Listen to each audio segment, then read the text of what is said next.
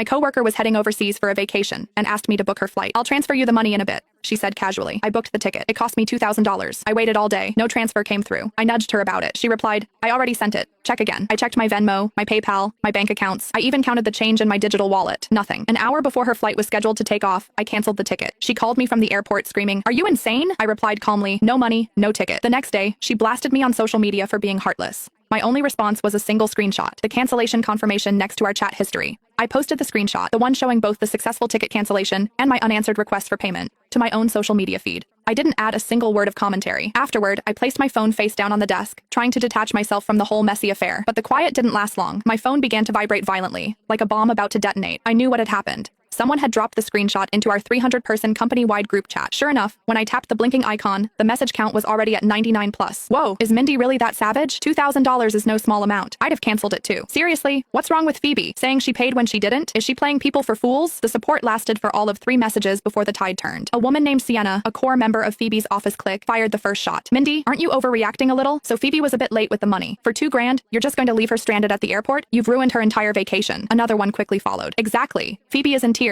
She said the signal at the airport was terrible and the transfer was delayed. Couldn't you have just waited a little longer? And then, the main actress made her entrance. A 60-second voice memo popped up. I pressed play, and Phoebe's choked, tear-filled voice filled the air. Mindy, I really did send it. I was looking for a signal for ages. The Wi-Fi was just so bad. I tried calling you, but you didn't pick up. How could you just cancel the ticket? Sob, she wailed as if she'd suffered the world's greatest injustice. She followed up with a few more fragmented voice notes, each one perfectly crafted to fit her innocent victim narrative. I just assumed you'd received it. I trusted you so much. Did you do this on purpose? Were you just waiting to see me humiliated? I'm all alone at the airport now. My luggage is already checked in. What am I supposed to do? The group chat began to waver. Even Mark, a colleague I was usually on good terms with, sent a message. Mindy, I think you went a bit too far this time. Phoebe's all by herself at the airport. Imagine how helpless she must feel. Mark's words felt like an icy hand squeezing my heart. See, this is the corporate world. No one cares about the truth. They only care about who seems more pitiful. Just then, a red exclamation point appeared on my screen. It was from my direct supervisor, Sarah, the administrative manager. This is a work channel. Keep personal matters out of it. The moment her profile picture appeared, the noisy chat fell silent. But before I could even breathe a sigh of relief, a private message from Sarah popped up. Mindy, come to my office. Her tone was cold, sharp, and displeased.